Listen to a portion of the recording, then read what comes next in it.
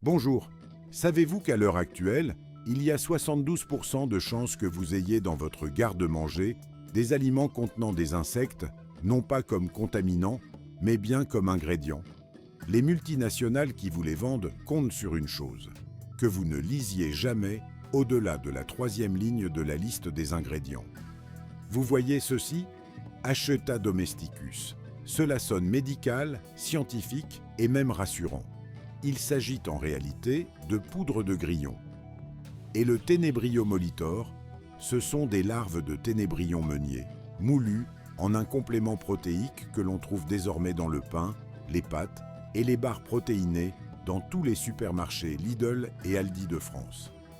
La semaine dernière, j'ai acheté 12 produits.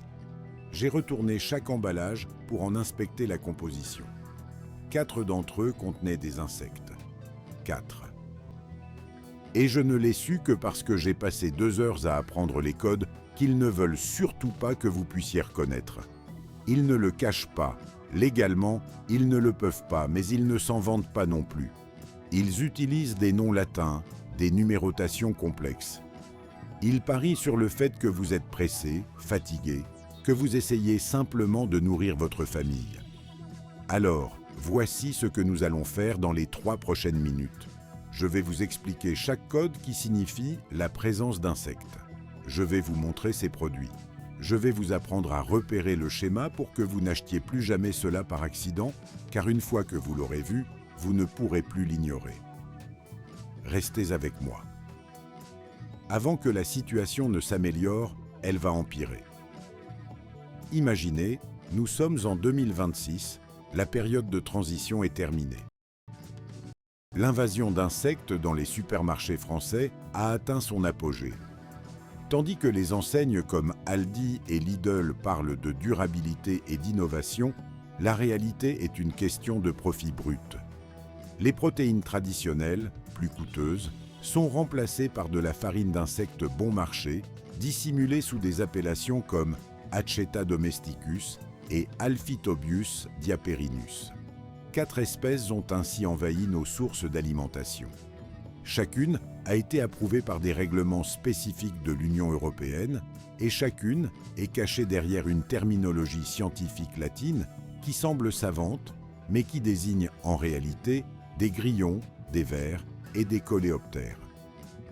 Le grillon domestique apparaît sous le nom Acheta domesticus, le ver de farine est le Ténébrio molitor, le criquet migrateur est le Locusta migratoria et le petit ténébrion mat est l'Alphitobius diaperinus. Ça a l'air appétissant, n'est-ce pas? C'est précisément pour cette raison que l'industrie agroalimentaire utilise ce camouflage latin. Considérez ces noms latins comme un masque académique. Si une entreprise écrivait « poudre de grillon » en gros sur l'emballage, vous ne l'achèteriez probablement pas. Mais lorsque Acheta domesticus apparaît en petits caractères, entre la maltodextrine et un arôme naturel, cela semble scientifique, presque comme un supplément de vitamines ou un composé minéral. C'est une manœuvre psychologique délibérée. L'Union européenne a officiellement validé ces 4 espèces par des réglementations spécifiques. Le Ténébrio molitor a obtenu son autorisation en juin 2021. Le Locusta migratoria a été approuvé en novembre 2021, suivi de près par l'Acheta domesticus en février 2022. Enfin, l'Alphitobius diaperinus a été autorisé en janvier 2023. Il est crucial de noter ces dates d'approbation. Elles sont tout à fait officielles. Faites particulièrement attention à des expressions comme « poudre d'Acheta domesticus partiellement dégraissée ». C'est la manière polie des grandes entreprises pour dire qu'il y a des grillons broyés dans vos pâtes. Conformément à la réglementation de l'Union européenne, ces insectes peuvent légalement se retrouver dans le pain, les crackers, les barres de céréales, les biscuits, les pizzas, les pâtes, les produits à base de viande, les soupes, les snacks, les boissons de type bière, le chocolat et les substituts de viande. La liste ne cesse de s'allonger et ces changements sont parfaitement légaux. Mais pourquoi l'industrie agroalimentaire fait-elle cela? La réponse est simple, l'argent. D'ici 2026, la farine d'insectes deviendra un agent de remplissage extraordinairement bon marché. Oui, sur le papier, elle a une haute valeur nutritive, mais le véritable avantage pour les fabricants est la réduction des coûts. Cela leur permet de diminuer l'utilisation de matières premières coûteuses, comme la farine de blé de haute qualité, les œufs de poules élevés en plein air ou les concentrés de protéines importés. Vous payez le même prix à la caisse chez Lidl ou Aldi, mais dans votre baguette ou votre paquet de pâtes, la recette a été discrètement optimisée pour augmenter la marge bénéficiaire. Un ancien directeur de production d'une grande boulangerie industrielle dans l'ouest de la France a révélé cette stratégie. La farine d'insectes est l'ingrédient idéal pour allonger un produit. Elle lie efficacement l'humidité et augmente la teneur en protéines sur l'étiquette nutritionnelle sans avoir besoin d'utiliser de l'isolat de soja coûteux ou des dérivés de lait en poudre. C'est donc un modèle industriel de réduction des coûts vendu sous le masque de l'innovation durable. Les marges de profit sont considérables. 1 kg de poudre de grillon coûte environ 60% de moins qu'une quantité équivalente de protéines issues de produits laitiers ou de sources végétales de haute qualité. Multipliez cela par les millions de produits qui passent chaque semaine dans les rayons de Carrefour, Leclerc, Lidl et Aldi. Les économies sont astronomiques. Les ingrédients cachés que vous mangez depuis des décennies, mais les noms latins et les nouvelles farines d'insectes ne sont que la partie visible de l'iceberg. Il existe des ingrédients à base d'insectes que nous consommons depuis des dizaines d'années. Des substances extraites de la cochenille.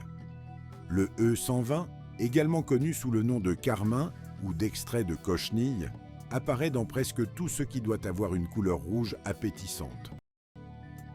Vous le trouverez dans les yaourts à la fraise, les bonbons aux fruits, les boissons rosées et les nappages pour dessert. Mais derrière ce colorant au nom si innocent se cache une véritable hécatombe d'insectes. La cochenille est essentiellement fabriquée à partir de corps d'insectes broyés.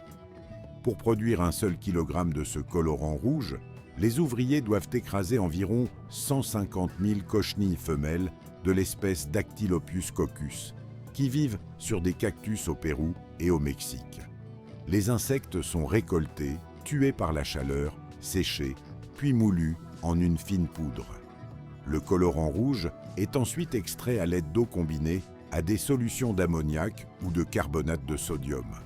La préparation pour flan à la framboise de la marque Alsa contient du carmin E120 et vous la trouvez dans les rayons de Carrefour, Lidl et Aldi. Ce sont des corps d'insectes écrasés juste pour que votre dessert ait la bonne nuance de rouge. Mais la situation est encore plus absurde. E904, la gomme laque. C'est un vernis biologique, une substance de glaçage pulvérisée directement sur la surface des aliments. Imaginez que vous recouvrez vos meubles d'une couche de cire pour les faire briller. L'industrie agroalimentaire fait exactement la même chose avec vos pommes, votre chocolat et vos bonbons. Mais ce vernis n'a rien de synthétique. Il s'agit de la sécrétion d'un insecte de la famille des Keriidae, le Kerialaca, qui vit dans les arbres en Inde et en Thaïlande. Ces insectes sécrètent une substance résineuse et collante qui durcit sur les branches. On gratte ensuite ces sécrétions, on les transforme en gomme laque, puis on en asperge les fruits et les confiseries pour leur donner cet aspect lustré.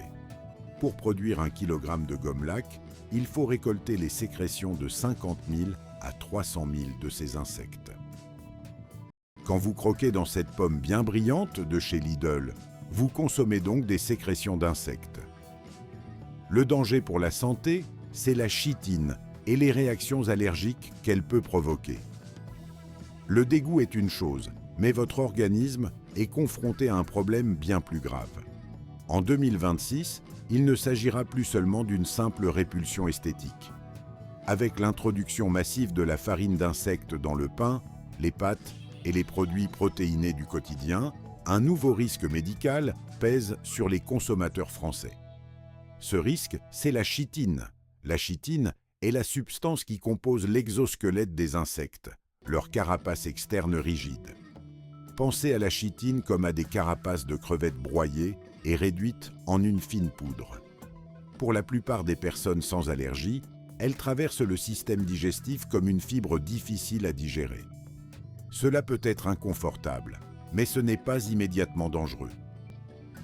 Mais pour les personnes allergiques, la chitine est une véritable guerre chimique. Si vous êtes allergique aux crustacés comme les crevettes, les crabes ou les homards, ou si vous réagissez aux acariens, votre système immunitaire est incapable de faire la différence entre les protéines d'insectes et cet intrus dangereux. Les structures protéiques sont étonnamment similaires. Le système de défense de votre corps voit la poudre de sauterelle dans votre pain de chez Aldi de la même manière qu'il voit les protéines de crevettes et il déclenche une réaction allergique massive. L'Autorité européenne de sécurité des aliments confirme que les protéines d'insectes provoquent de graves réactions croisées chez les personnes ayant des allergies préexistantes. Une étude approfondie publiée en 2023, portant sur plus de 2000 participants, a démontré que 17% des personnes ayant une allergie documentée aux crustacés ou aux acariens réagissaient spécifiquement aux protéines de sauterelle et de vers de farine. C'est près d'une personne allergique sur 5. Pour ces personnes, la consommation de pain contenant de la farine d'insectes peut provoquer un choc anaphylactique avec des symptômes tels que de l'urticaire, des démangeaisons, un gonflement du visage, de la toux, un essoufflement, des douleurs abdominales et des vomissements. Dans les cas extrêmes, cette réaction peut être mortelle. Chaque produit contenant des insectes comestibles doit désormais porter un avertissement spécial de l'Union européenne concernant les réactions allergiques pour les personnes allergiques aux crustacés, aux mollusques ou aux acariens. Mais voici le détail crucial. Le traitement thermique, comme la cuisson, n'élimine pas le potentiel allergène. Les structures protéiques restent intactes, même à des températures élevées. Ainsi, ce pain fraîchement sorti du four de chez Auchan présente toujours un risque allergique complet. Mais où se cachent donc les insectes dans votre supermarché? La menace est bien réelle, mais où se dissimule-t-elle précisément dans les rayons? Voici les 2 principaux endroits que vous devez absolument éviter. La première catégorie, les barres protéinées et les encas fitness. Ici, la poudre d'Acheta domesticus est souvent vantée comme une source de protéines durables. Ces barres protéinées contenant de la farine de grillon sont vendues dans les magasins Carrefour pour environ 2 à 4 € l'unité. Leurs emballages arborent des graphismes verts et des slogans sur le développement durable, mais vous payez souvent le prix fort pour une matière première qui ne coûte presque rien aux fabricants. La deuxième catégorie, le pain, les préparations pour pâtisserie et les pâtes. C'est là que les insectes deviennent un simple agent de remplissage, une charge bon marché. Auchan et Lidl ont introduit des produits de boulangerie avec des ajouts d'insectes dans certains de leurs magasins en France à la fin de l'année 2023. Soyez particulièrement vigilants à l'expression « poudre partiellement dégraissée » dans la liste des ingrédients. C'est un jargon de l'industrie pour désigner des larves de coléoptères ou de la poudre de grillon traitée industriellement dans votre pain quotidien. Les mots « partiellement dégraissés » sont conçus pour paraître techniques et inoffensifs, alors qu'en réalité, ils signifient qu'une partie de la graisse a été retirée des insectes broyés avant de les ajouter à votre nourriture. L'industrie agroalimentaire parie sur le fait que vous serez trop fatigué après le travail, trop pressé à la caisse, trop submergé par les noms d'ingrédients en français et en latin pour prendre le temps de lire l'arrière de l'emballage. Ils ont bâti ce système sur l'épuisement des consommateurs et la surcharge d'informations. Mais maintenant, vous avez la connaissance, et le savoir, c'est le pouvoir.